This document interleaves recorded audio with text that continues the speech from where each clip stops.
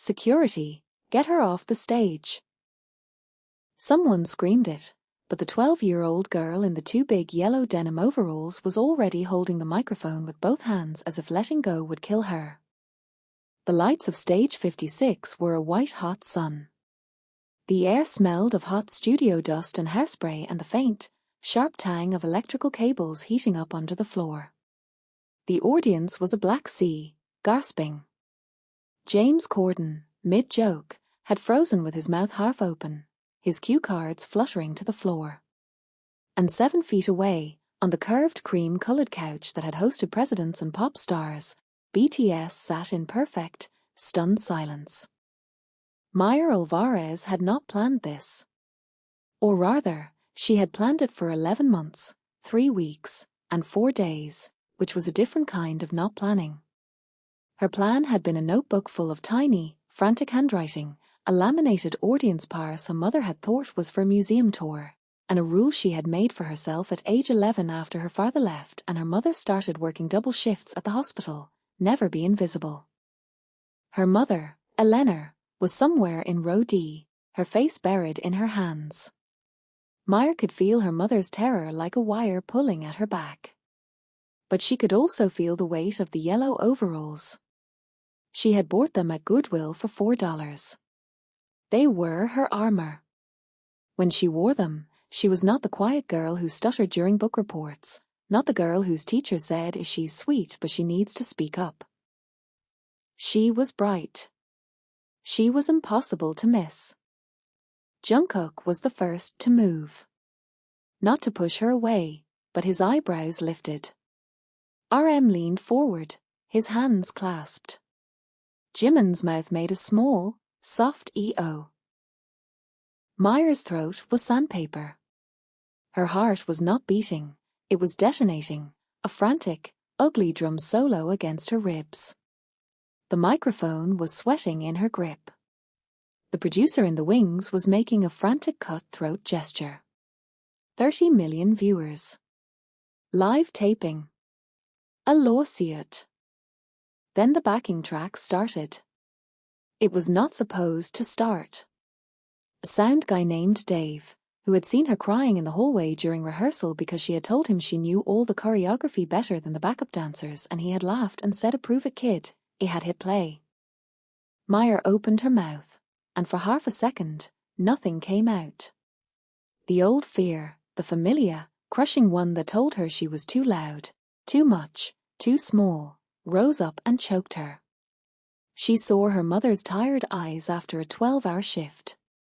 She saw her empty bedroom where she had danced in front of a cracked mirror for a year, learning every single angle of J-Hope's shoulders, every flick of VS wrist. She saw the YouTube comments on her tiny cover channel, 0 views. Then she remembered why she had learned it. Not to be famous.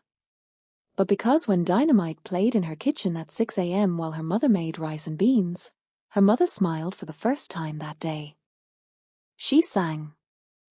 Her voice was not perfect. It was 12 years old, a little breathy, cracking on the high note of a chorus I'm in the stars tonight.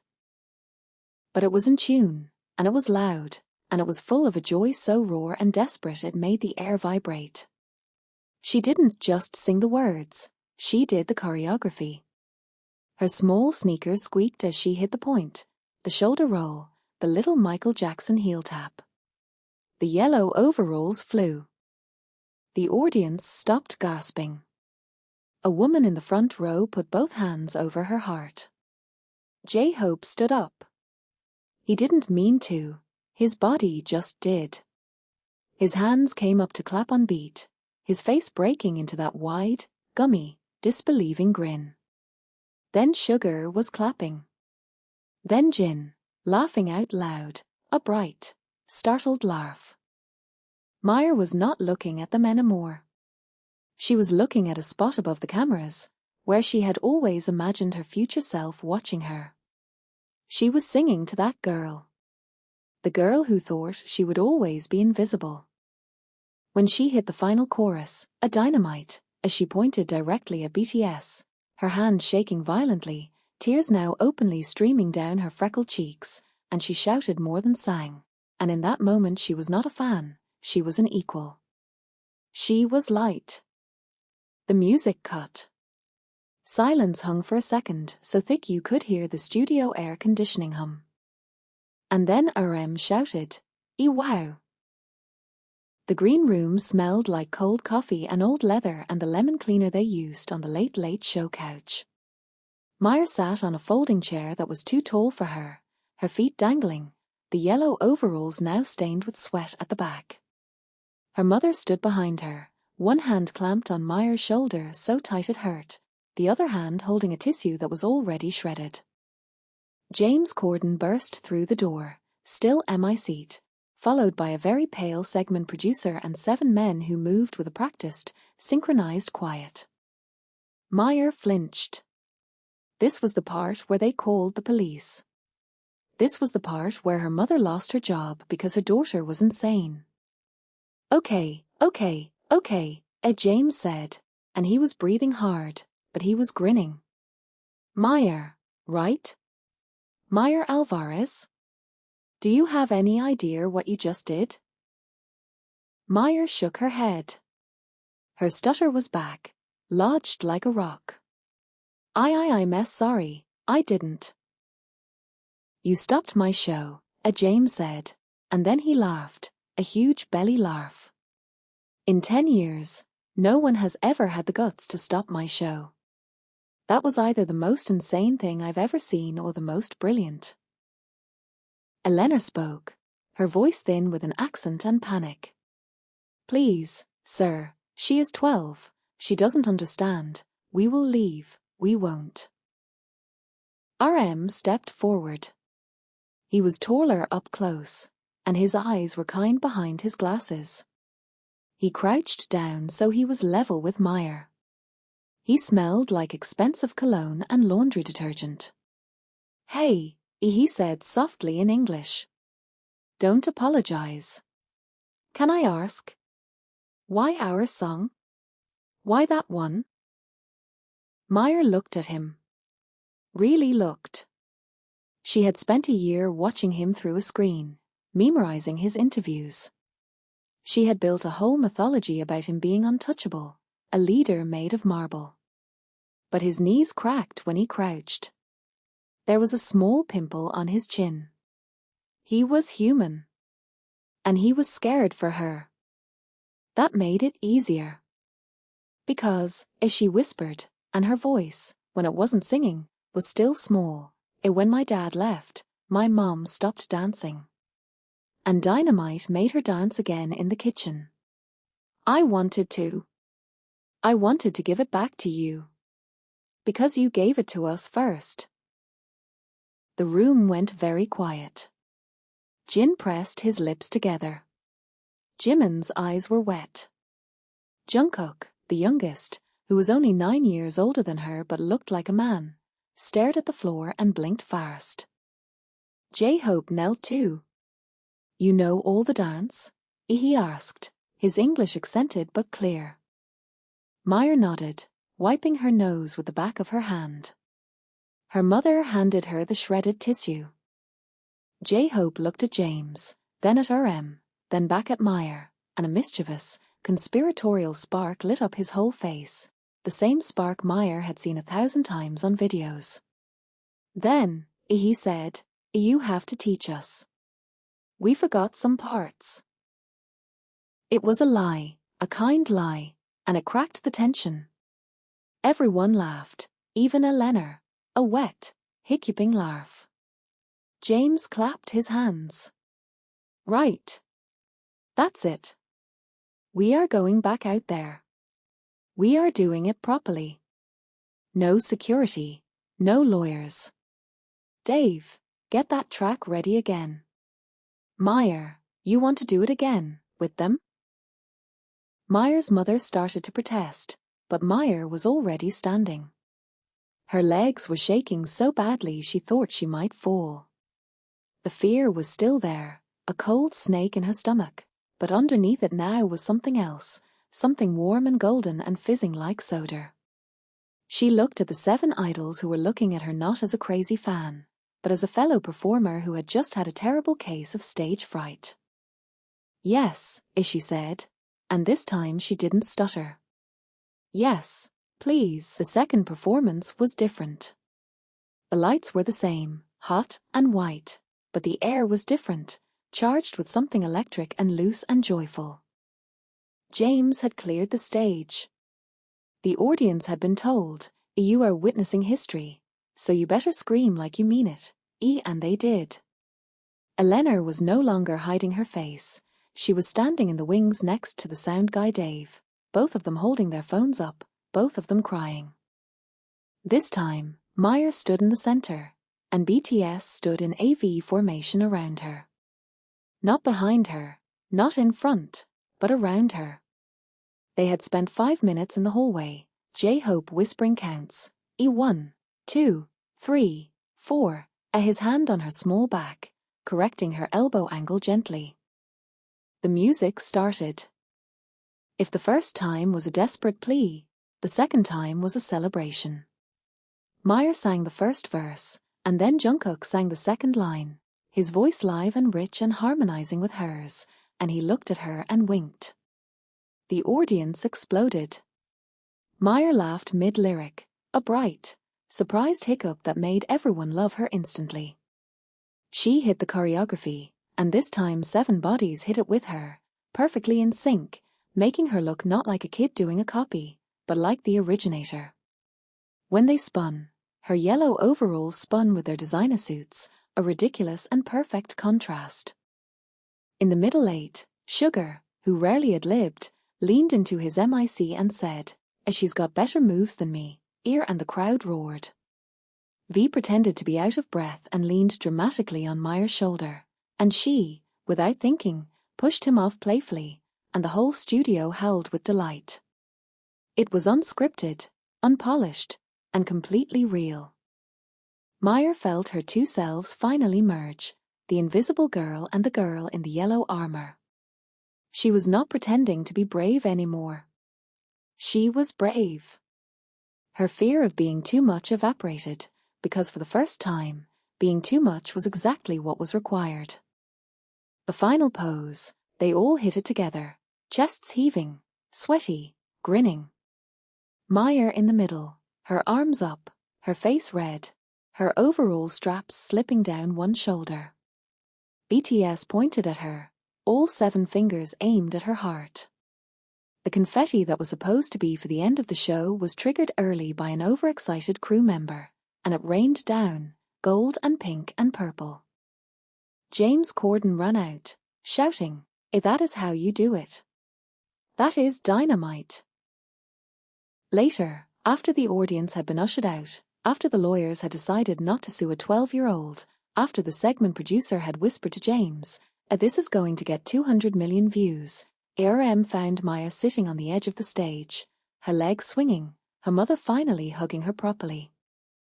He sat next to her. He didn't say anything for a moment. Then he said, "You know, when we wrote Dynamite, we were very tired. The world was very dark. We wanted to make a small light. Just a small light. I think today, you made it bigger." Maya didn't know what to say. So she just leaned her head against his arm for a second, because he was warm and because she was exhausted. He reached into his pocket and pulled out a small, black, official ARMY bomb keychain and pressed it into her palm. "For the next stage," he said. Episode 4. The video went up at 2:13 a.m. Los Angeles time. By 6 a.m., it had 3 million views. By noon, 20 million. By the time Maya got to school on Monday, her homeroom teacher was crying. The yellow overalls became a thing. News vans parked outside their small apartment building. Eleanor, who had worked in visible jobs cleaning offices, suddenly had reporters asking her about her daughter's dreams. She was terrified and furious and proud in a way that made her chest ache. Maya was not allowed to read the comments, but she saw some anyway. Most were love. Some were cruel, Adult cruelty aimed at a child, saying she was a spoiled brat, a plant, an attention seeker. The first time she read one, she threw up in the school bathroom. Jimin had warned her. He had FaceTimed her on Tuesday, from Korea, where it was already Wednesday. His face on her cracked phone screen was soft. The light gets bigger, but the shadow also gets bigger, he had said. Don't look at the shadow. Look at the people dancing in your kitchen. She tried. But the old trauma, the wound of being left, of being told by her father that she was too sensitive, too dramatic, it reopened. She started to believe the cruel comments. She stopped wearing the yellow overalls. She told her mother she wanted to take the video down. Her mother, Elena, who had never yelled that day. You don't get to quit. You stood on that stage. You were so scared and you did it anyway. That girl in the overalls, she is you. Don't you dare bury her because some strangers is scared of her light. That, Meyer, they shouted. We saw you stop dancing. No.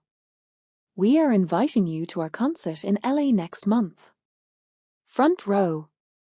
And after, you will come backstage and teach us again, because J-Hope really did forget. She laughed, and the laugh turned into a sob. Her mother held her.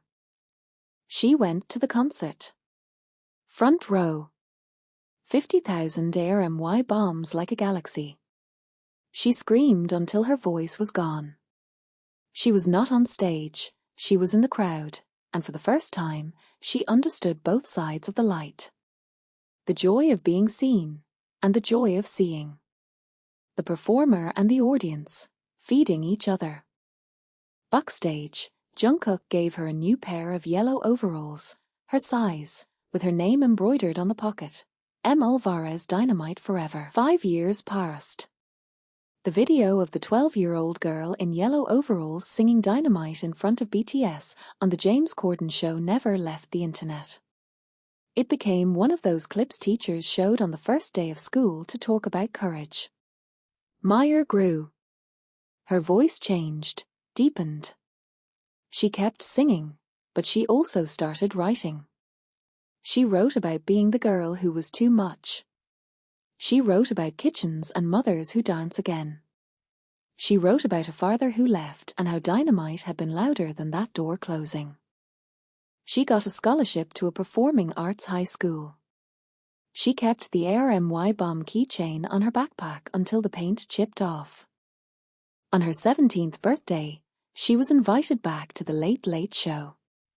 It was a different host now, but the stage was the same. The neon sign was the same. They wanted her to perform her own original song, a song called Yellow. She was terrified, more terrified than at 12, because now she knew what the world could do. In the green room, there was a knock. She opened it, and there they were. Older, bearded now, some of them, taller, but their eyes the same. BTS. We wouldn't miss it, ERM said. You taught us how to be brave that day, J-Hope said, and he was not lying to be kind anymore. We were so nervous to be on American TV and speak English. And you just ran out there and sang. You reminded us why we started. Meyer performed. She wore new yellow overalls, designer now, but the same color. Her voice was stronger, clear as a bell. She sang Yellow, a song about a $4 armor and a kitchen dance and a keychain that lit up the dark. When she finished, there was no need for confetti. The silence was respectful, then thunderous. Afterward, backstage, they took a photo. Meyer in the middle, 17, no longer a little girl but not yet a woman, surrounded by the 7 men who had been her heroes and were now her friends. On the wall behind them, someone had hung the